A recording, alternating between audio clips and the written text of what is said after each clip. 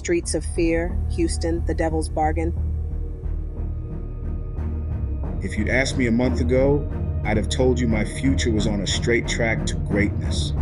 I was Dante Carter, the fastest man on the University of Houston's track team, a kid from Third Ward destined for the Olympics. Everything was laid out before me, until the night I gave in. It all started when Marcus, Trey, and Dre rolled up in Marcus's candy red Cutlass. Marcus was the ringleader of our crew, dark-skinned with smooth, ebony complexion. His hair was twisted into tight locks that fell just past his shoulders, and his muscular frame made it clear he lived in the gym as much as the streets.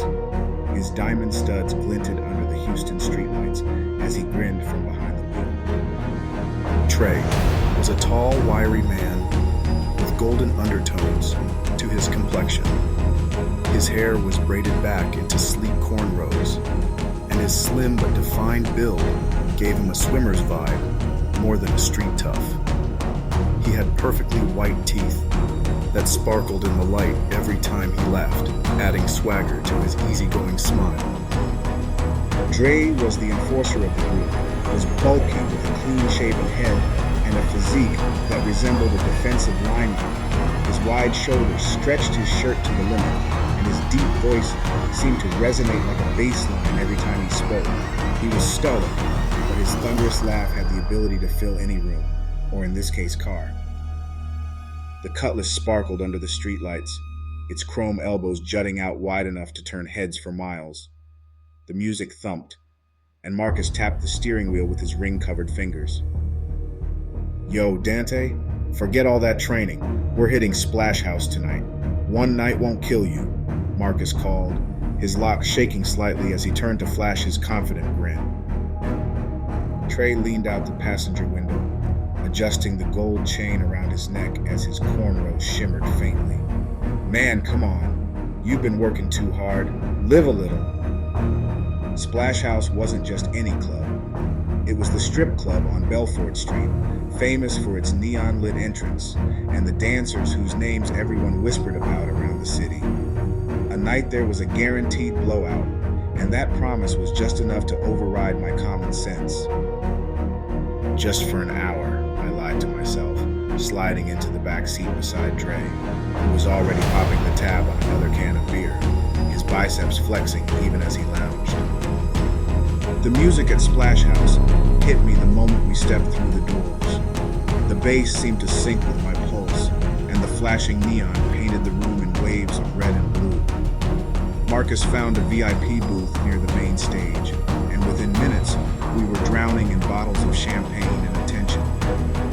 Trey leaned back in his chair, teeth glinting as he grinned at a dancer whose sequined outfit sparkled in the light. Dre's booming laugh cut through the music as he downed another shot and slapped a wad of cash on the table. Marcus? He was right in his element, his diamond studs catching every flicker of the strobes as he held court. Me? I nursed a single drink talking to one of the OGs, named Mag, who was always macking on one of the dancers. I tried not to let the fun infect me too much, but as the night wore on and the drinks kept flowing, I found myself easing up. Maybe they were right. One night wouldn't kill me, right? By midnight, we stumbled back to the Cutlass. Marcus revved the engine, Trey shouted something about Trill Burger, and Dre leaned his massive frame out the window to holler at a group of girls passing by.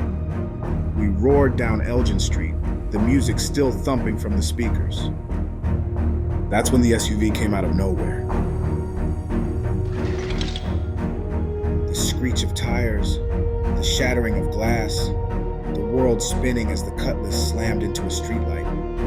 My body was thrown forward and pain shot through me like I'd been struck by lightning. When I came to, all I could hear was the faint hiss of steam and the distant wail of sirens. My legs were twisted beneath me, completely immobile. Marcus's beloved elbows lay shattered on the asphalt. Everything went dark after that. I woke in an endless void. Around me, a whispering wind carried my name, beckoning. That's where they appeared. On my left stood an angel, radiant, rich brown complexion glowed with an otherworldly light, and her curly waist-length hair shimmered like spun gold. Her toned frame was powerful and graceful, her wings arching majestically behind her. Her eyes carried fierce determination and an unmistakable warmth. On my right loomed a demon, sharp and menacing.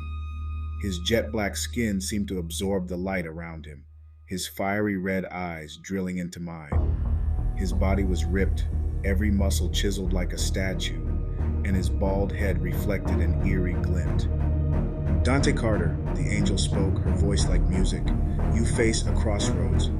Though your body is broken, your spirit remains strong. You can heal and grow, but it will require perseverance." The demon chuckled, his voice a deep rumble. "Or you can have everything back, the speed, the strength, the fame, without the pain. All I need is one small thing." I reached toward the angel, tears in my eyes. I want to do the right thing. When I woke in the hospital, I was surrounded by beeping monitors and white walls. My legs were cast, and the nurse said I'd make a full recovery, but it would take years. Relief coursed through me. I'd chosen right. Months passed, and I worked harder than ever, pushing through therapy. I felt like I'd truly been blessed. But as time went on, strange things began to happen. Shadows lingered where they shouldn't. Voices whispered in my sleep, and my reflection in the mirror wasn't always mine.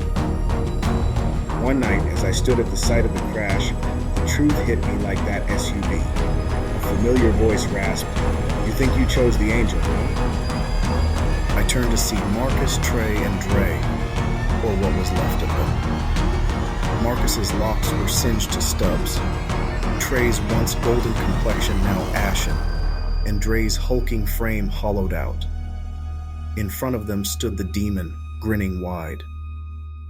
"You never chose her," the demon said, his fiery eyes piercing mine. "She was never even here." "Now I know. I'm running straight to hell, but I'm bringing my gold medal with me."